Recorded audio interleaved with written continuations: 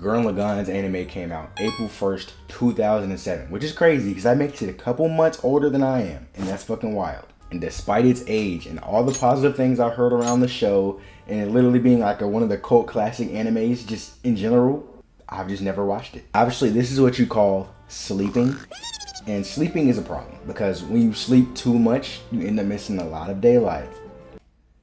Was that tough? Was that like quotable? After all this time, after 17 years, of course I wasn't conscious for a lot of those years, but 17 years, I actually decided to watch Gurren Lagann.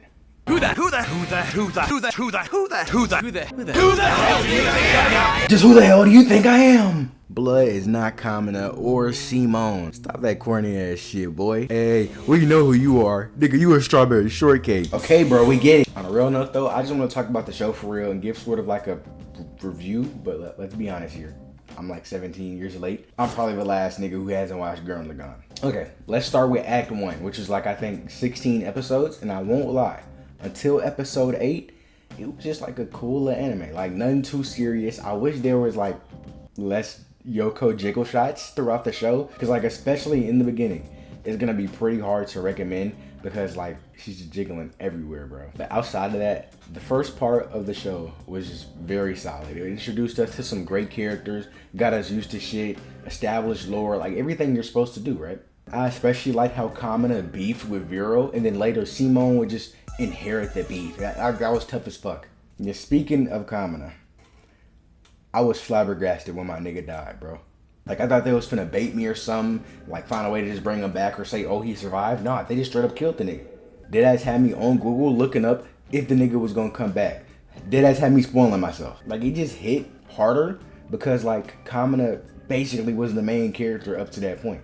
That's one trope I really just love seeing because it's so rare, especially in anime or animation, just anything in general, because a lot of this shit just be Disney as hell. Like, everything is just going awesome, everything goes swell all to the end, and sometimes it's just cool to see the main character die and then get replaced by a runner-up. It's low-key fire. Now, off topic, if we think about it, it'd low-key be interesting if there was a show where, like, the main character died and a side character became the main character, right? Now, I don't mean like, you know, I'm talking about a nigga no voice, like barely any voice lines, like talking about like 10-10 level. Honestly, I feel like Kamina dying was just the biggest turning point for the series because like it just established a more consistently serious tone for the show, if that makes sense, right? And the show definitely just got better and better as you went on. Now, it's just pretty hard to just speak on anything like pre-Lord Genome fight. Now, we especially get more to talk about when we get to see like Simone fight against Lord Genome. That whole little arc right there, the little chapter. The weight behind like the oppressed challenging the greater powers is just fire. Like Simone and Team Gurren, they're just fighting something that's just bigger than them, just for the chance to just live free without limitations, bro. That's just fucking poetry.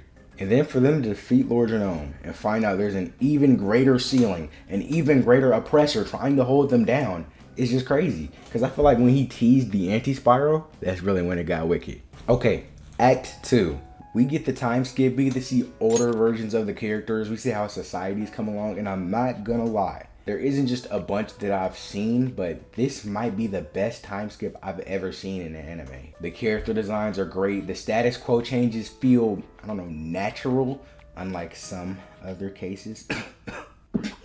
I'm mad cough for real. And it's just cool to see like we get artificial Lagans, and they literally just use mechs for everything. They would be fucking driving using mechs. That's fucking hilarious. They're seeing Genome's little prophecy just like come true and having the anti-spiral just come down and just start causing hell. Bro, then they take Simone's girl. Nah, bro, that's fucking crazy. No wonder he ended up doing a fucking God of War in space. You don't mess with the timid character's girl, man. It just never goes well. And I love seeing the characters kind of like flesh themselves out after the time skip, like Yoko becoming a teacher, and she definitely felt more like motherly and mature because of that, you know? If that makes sense. Because prior to that, she was more carefree, free-spirited. I'd say she was more like that prior to like Kamina's death, and a little bit after that, when she got over it, you know, there's growth there. And speaking of Yoko, bro, dude, the most surefire way to die in an anime is to be Yoko's love interest, bro. She's 2 for 2 with dead niggas, bro. It's insane. And it's honestly cool to see her just like take more active a part in the story than her just sitting back and shooting. And that's low-key kind of tough because you actually see her do this. Because instead of, you know, sitting in the back sniping, she's actually going in a mech. Bro, I ain't gonna lie, that's just tough writing.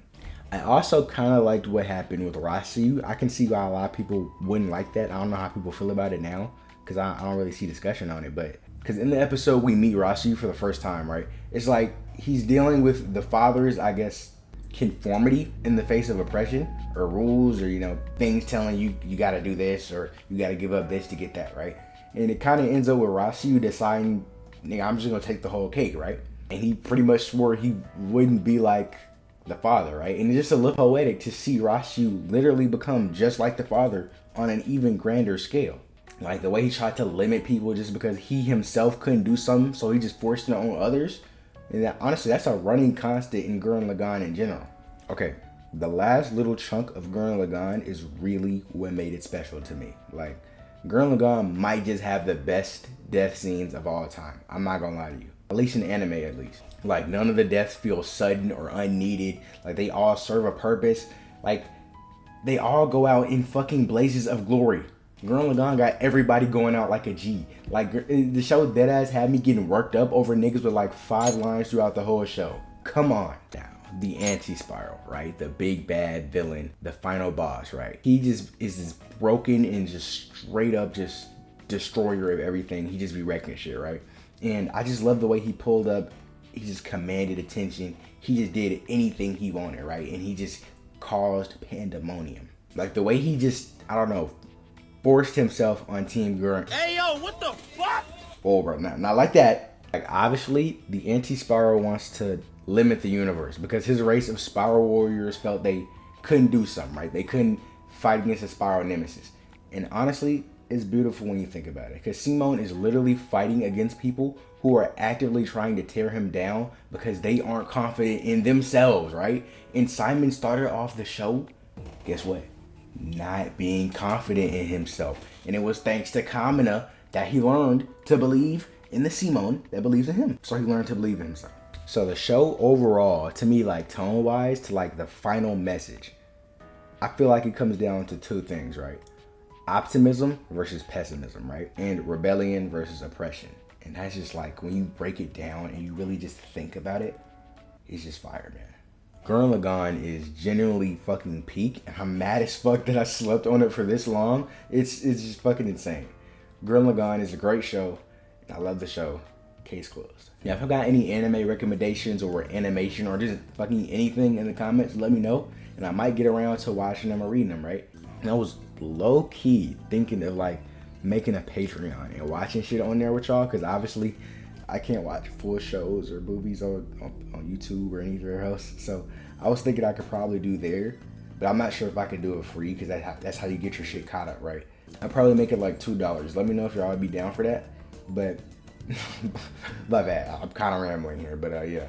Like the video so I know that you made it to the end, and you know, videos will come out faster. And yeah, I'm out. Peace.